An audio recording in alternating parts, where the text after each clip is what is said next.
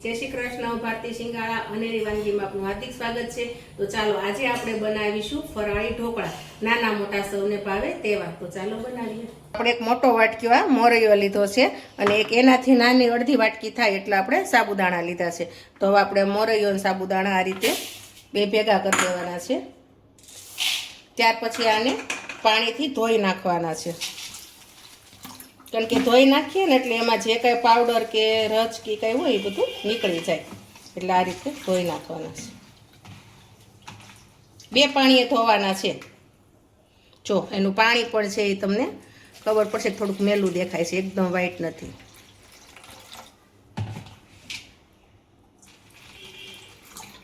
અને આ ફરાળી ઢોકળા તમે ગમે ત્યારે બનાવો તો નાના મોટા સૌને ભાવે અને થાય છે પણ એકદમ પોચા રૂ જેવા। તો તમારે આ રીતે જ બનાવવાના। જો બે વાર આપણે ધોઈ નાખ્યા છે। હવે આપણે એને 30 મિનિટ પલાળવાનું છે। તો પલાળવામાં આપણે શું કરવાનું છે કે એમાં ગરમ પાણી લેવાનું છે, ઠંડુ પાણી નથી લેવાનું।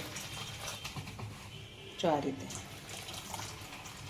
આટલું સાબુદાણા અને મોરૈયાની ઉપર થોડું પાણી રહે એટલું રાખીને આપણે એને 30 મિનિટ ઢાંકીને મૂકી દેવાનું છે। તો આપણે 30 મિનિટ પલાળવા રહેવા દઈએ, પછી આગળ શું વસ્તુ આમાં નાખવાની છે ને આગળ પ્રોસેસ તમને બતાવીશ। તો જો હવે આપણે આને 30 મિનિટ ઢાંકીને રહેવા દીધું હતું, તો 30 મિનિટ થઈ ગઈ છે અને પલળી પણ બહુ સરસ ગયા છે। જો મોરૈયો અને સાબુદાણા સરસ પલળી ગયા છે, એટલે હવે આપણે એને પીસવાનું છે। તો ચાલો પીસીએ। તો જો આપણે આમાંથી બધું પાણી નિતારી નાખ્યું છે, જે પલળી ગયું હતું ને, તો આપણે એને પીસવાનું છે।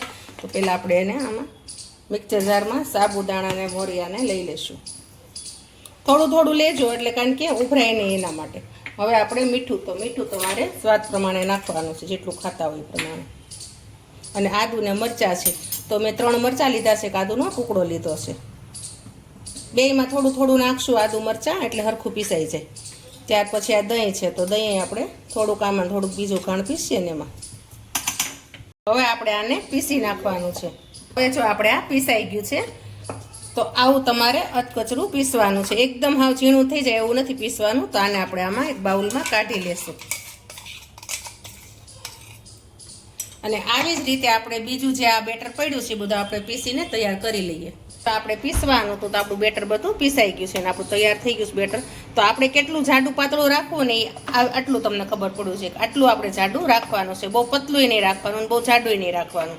તો હવે આપણે ઢોકળામાં શું શું નાખવાનું છે, તો આપણે એમાં નાખવાના છે ખાવાના સોડા। જો આપણે ઢોકળામાં નાખીએ છીએ ને એ જ છે, એટલા નાખવાના છે ખાવાના સોડા। ત્યાર પછી એની ઉપર આપણે જરાક એવું તેલ નાખવાનું છે।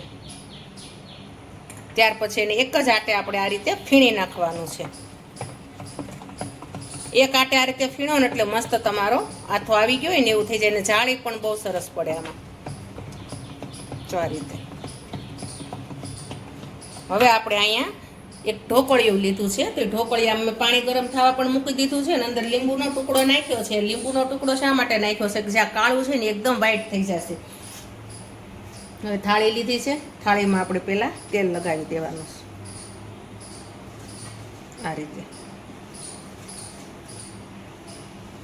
તેલ લગાવીને થાળીને આપણે ઢોકળિયામાં મૂકી દેવાની છે, એટલે થાળી આપણી ગરમ થાય ને એટલે તમે ઢોકળા કરવા મૂકો ને એટલે બહુ મસ્ત થાય। તમે મૂકતી વખતે પણ આ રીતે એકવાર ચમચાથી ફીણી નાખજો, એટલે ફૂલીને દડા જેવા થશે। હવે આપણે આ ખીરવામાં નાખીશું। જોઈ લેવાનું કે આખી થાળીમાં થઈ જાય છે કે નહીં, જરૂર પડે તો તમારે નાખવાનું। બહુ પતલાય નહીં, બહુ જાડાય નહીં, એવા આ રીતે। હવે આપણે એની ઉપર કાળા મરી છે, કાળા મરી આપણે વેરવાના છે। જો તમને કાળા મરી ન ભાવતા હોય તો તમે લાલ મરચું પાવડર પણ આની ઉપર વેરી શકો છો। ત્યાર પછી ધાણા ભાજી।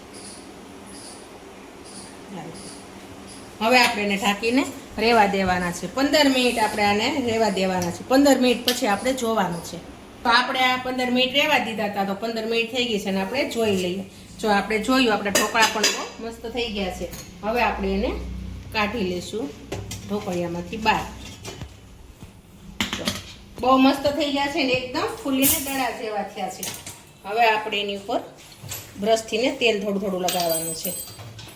સિંગ તેલ લગાવજો એટલે બહુ મસ્ત એની સુગંધ આવશે ને સ્વાદ પણ બહુ મસ્ત આવશે। જો આ રીતે હવે આપણે એને કટિંગ કરવાના છે. તો આપણે આ રીતે ગરમ ગરમ હોય ને ત્યાં જ એના કટિંગ કરી નાખશું આ રીતે.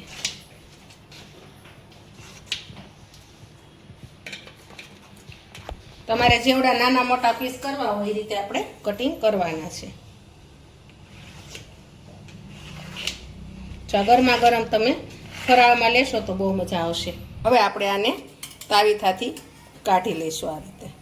જો મસ્ત આપણા ઢોકળા થયા છે અને થાળીમાં નીચે પણ નથી ચોંટ્યા અને એનો દળ પણ જો કેટલો થયો છે, એકદમ ફૂલીને દડા જેવા થયા છે અને પોચા રૂ જેવા થયા છે.